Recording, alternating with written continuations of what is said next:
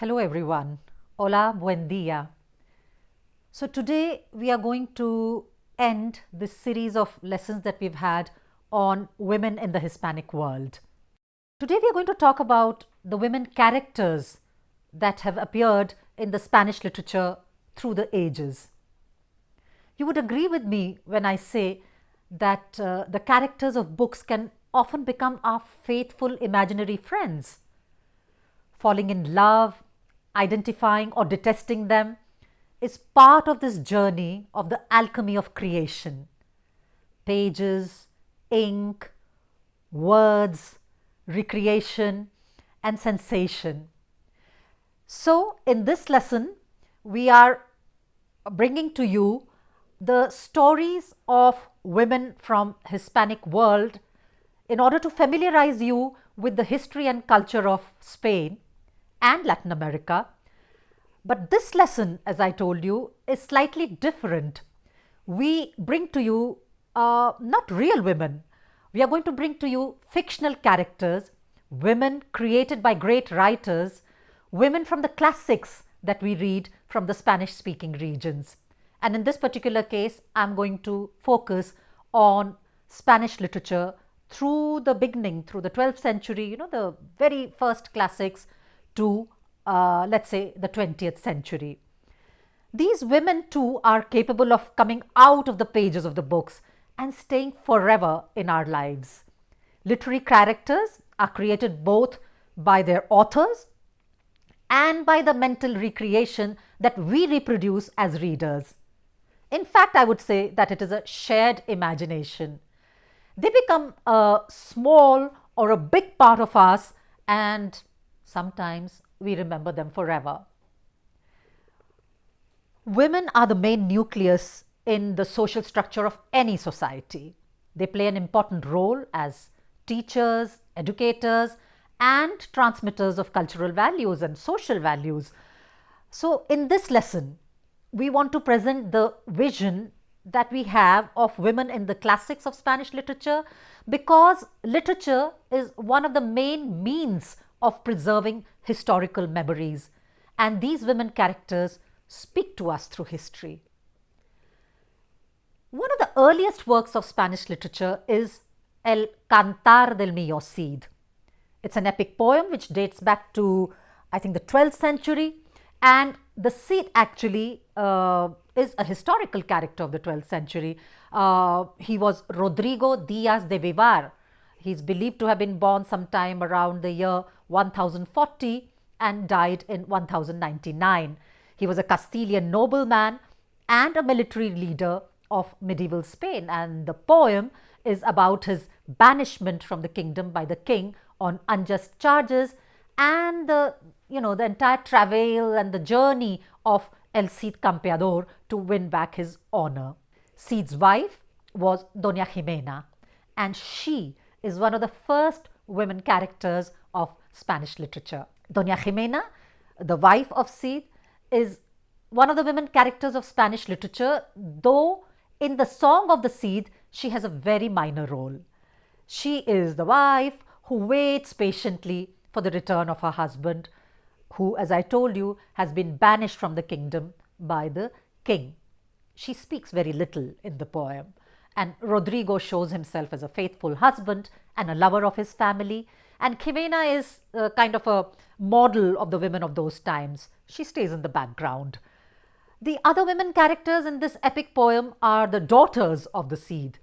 Of course, they are much more interesting because they are going to be treated violently by their husbands, and they will plead for death to overcome the shame of dishonor. However, there have been some modern representations of Doña Jimena. For example, the great Spanish playwright Antonio Gala, one of the very well-known playwrights of the second half of the 20th century, he has this theatrical work called Anillos para una dama. In English, it would be Rings for a Lady, and it was staged in 1973. And the play kind of recreates the Cantar del Mío Cid, the poem of Cid, where we find a strong Jimena who's tired of being always alone. Well, the medieval Spain was also the time of Arab rule, especially in the south of Spain. The Arabs were in Al-Andalus from 711 AD to 1492 AD, and for nearly 800 years, Al-Andalus was a land of meeting of cultures. Arabs, Jews, and Christians mingled and coexisted with full integration in a multicultural society. A society where sometimes clashes arose between the different groups, but one that gave rise to a multifaceted cultural space of art, literature, painting, and Andalusian poetry is the product of the union of these three cultures.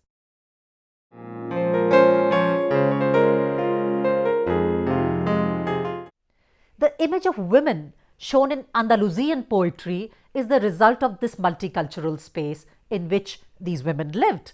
And the diversity of poems that we find in the region constitute a rich gallery of multiform portraits of women. In fact, there were some very well-known women poets also who wrote extensively in Al-Andalus. Of course, they wrote in Arabic, and perhaps the most celebrated Andalusian female poets of medieval Arabic literature is Hafsa bint al-Hajj, who was born in Granada in the year 1135. And she's really one of the most well-known, though there were many others. She's called the Pearl of Granada, and in pet name Raconia, which means the Pearl of Granada. And she was a daughter of a Berber noble and lived in her childhood in the city where she was born. And she, is one of the very, very well-known women poet, a wise woman, and there were several of them, as I say. So after medieval Spain, we come to the 14th century. And of course, the 14th century, the two attitudes towards women were misogyny on one hand and idealization on the other, courtly love and so on and so forth. In the end of 15th century, we come across one of the most famous works of Spanish literature, La Celestina. It's a work of an era of changes. The 15th century was the transition from feudalism to capitalism, and La Celestina kind of reflects this change. It was published in 1499 and written by Fernando de Rojas. It is a work that explains quite well the social changes and the changes in the way of thinking in Spain at the end of the Middle Ages. The most interesting characters are all women. La Celestina, she's an old woman who is engaged in arranging matches, love matches between rich young men and women. And Melibea, who's the rich maiden who will fall in love with Callisto, a rich and somewhat crazy boy. And then we have Areusa and Alicia, who help Celestina in this work of hers. If you look at Melibea, she's a vehement woman. She goes from resistance to absolute surrender to Callisto. And in the work, she's shown as a victim of blind passion because it is inculcated in her through Celestina's spell. And the only thing that would go wrong is the death of Callisto, which leaves her in a kind of a delicate moral position. And finally, she commits suicide after explaining to her father what has happened. The story, as you can see, is very similar to Romeo and Juliet, but La Celestina is much stronger. There are several adaptations of La Celestina. It has been taken to cinema, taken to theatre, of course. And in fact, in cinema, it is the very well-known famous Spanish actress Penélope Cruz who has played Melibea. And there's always been great interest in this work because it is a work of very contemporary and universal theme. It deals with love between young people. Well, we now move on to the great classic, not only of Spanish literature, but of entire modern European literature, and one would say world literature, and that is Don Quixote de la Mancha, Don Quixote. And as we have said, it is a masterpiece of the European novel. It's considered the first modern European novel. Now, those of you who are familiar with the work would remember that Don Quixote's lady love is a woman called Dulcinea. The most important female character is, however, not Dulcinea del Toboso. She's just presented as a fictional woman in the imagination of Don Quixote, who barely appears in the novel. And there are many other women in the novel who are really full of personality. If you look at the creation of Dulcinea's character, Don Quixote has just invented a lady to dedicate his adventures to. And he does so because he has read it in the books of adventures, in the books of chivalry, in las novelas de caballería, that you have to have a lady love. Dulcinea is therefore not a real character but a fiction in the imagination of Don Quixote, although she's presented as a woman whom he has met in this village called El Toboso, close to his own town. And Don Quixote had thought of Aldonza Lorenzo of El Toboso as a model for Dulcinea. However, we find that Dulcinea actually is a village woman, rude, uneducated, and Don Quixote's loyal and trusting friend, who's a down-to-earth person, Sancho Panza, sees her as such, but not Don Quixote, who sees her as a lady of high nobility, worthy of his love. It is in fact another woman character from El Quixote, Marcela, who can be considered the first feminist in the history of European literature. Don Quixote is full of female characters with extraordinary personality, but we can highlight the shepherdess Marcela in particular.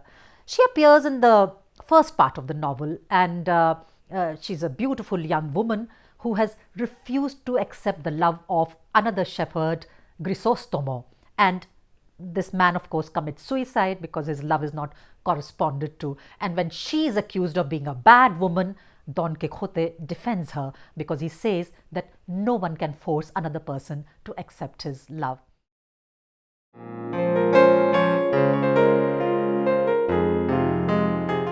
I'll just read out a small passage from Don Quixote when Marcela is talking about her decision to be alone and not be attached to any man. And she says, Yo nací libre, y para poder vivir libre, escogí la soledad de los campos. Los árboles de estas montañas son mi compañía. Las claras aguas de estos arroyos, mis espejos. Con los árboles y con las aguas comunico mis pensamientos y hermosura. A los que he enamorado con la vista, he desengañado con las palabras.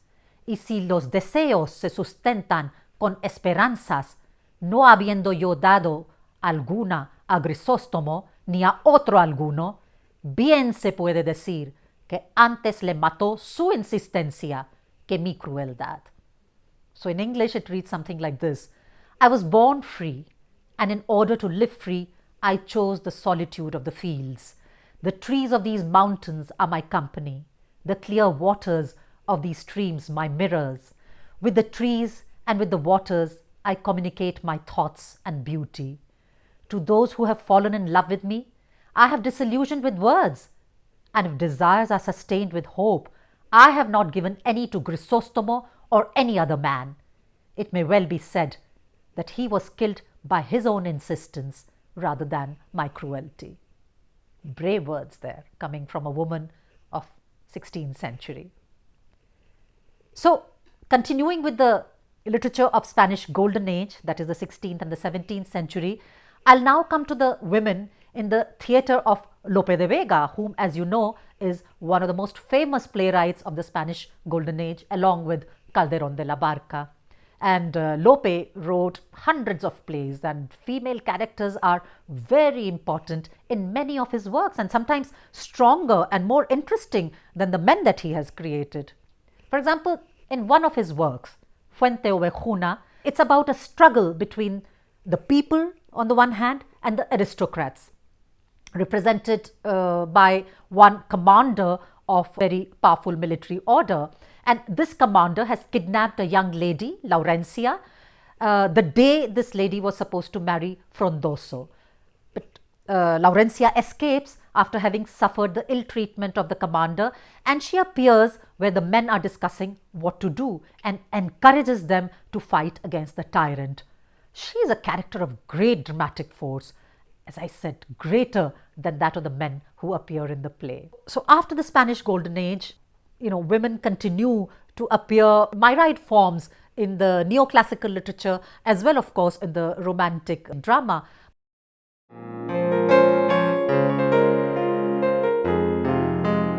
But I'd like to come to one of the big figures of Spanish literature of the late 19th century, and that is Benito Pérez Galdós. Benito Pérez Galdós is perhaps the biggest representative of the realist novel of the 19th century, not only in Spain but in Europe, and one of the most important writers in the Spanish language. He wrote novels in which female characters are full of strength and interest. Many believe that he would have become a Nobel Prize winner, but some Spanish politicians and writers prevented him because they did not like his political ideas. Fortunata y Jacinta. Fortunata and Jacinta is one of his best novels. It is in fact about the two women mentioned in the title. Fortunata, who is a poor woman and who lives in difficult circumstances, and Jacinta, who is a rich woman and a defender of the social order. The other 19th century novel with a woman protagonist is La Regenta, or the Regent or the Presidentes, by the other very well known realist novelist writer who is Leopoldo Alas Clarín. La Regenta is a story which is set in the provincial town of Vetusta. Actual history is Oviedo in the north of Spain.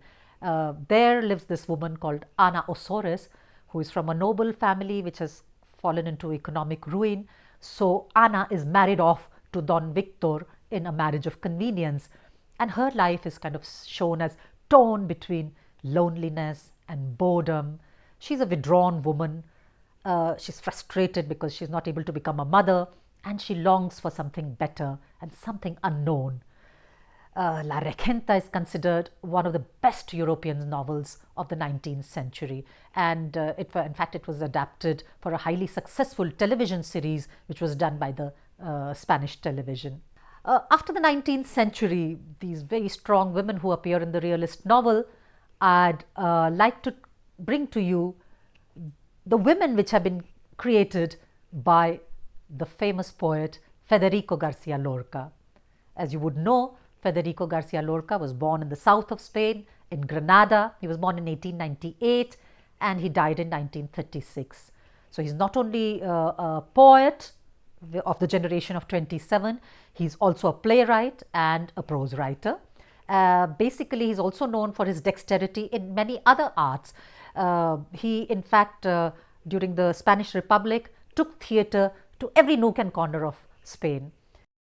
He was, of course, one of the prominent members of the Generación del 27, the generation of 27, and he's a poet of great influence and popularity in Spanish literature of the 20th century.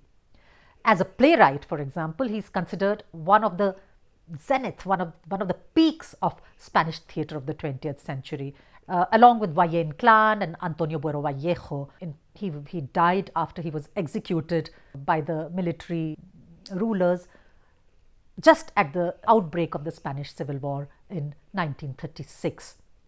Several of his plays have women characters. I'll bring you some of them, and I'd like to begin with Mariana Pineda, which was Lorca's first success in theatre and was played out in 1925.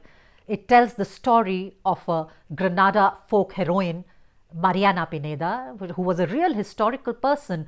She was executed in 1831 under the reactionary regime of the King Fernando VII, Ferdinand VII, for embroidering a liberal flag. She embroidered the words igualdad, libertad y ley, equality, liberty and law, and she refused to betray her lover. So Lorca must have read this read this story or heard the story through popular Andalusian ballads, and nearly a century later he turns it into a play. Another one of his best works is The House of Bernarda Alba, La Casa de Bernarda Alba. This play is known because it has only women characters. So there's this authoritarian mother and her daughters and a crazy old grandmother. So the authoritarian mother is Bernarda, the house of Bernarda Alba. She does not leave her 5 daughters free, and there is this other very strong character, which is the old and sensible maid Poncia, who soon realizes the problems of the house. And these, of course, are two magnificent characters of Spanish theatre. I could, of course, go on, but I'd leave you all with this much in order that you yourself discover how women have been portrayed in Spanish literature of the 20th century and of our times. These were just some of the Spanish classics that we would urge you to familiarize yourself with. The 20th and 21st century Spanish literature is equally rich in the gamut of interesting characters that it presents to us. I hope you have enjoyed this journey through the history of Spanish literature along with the women that populate it. Thank you so much.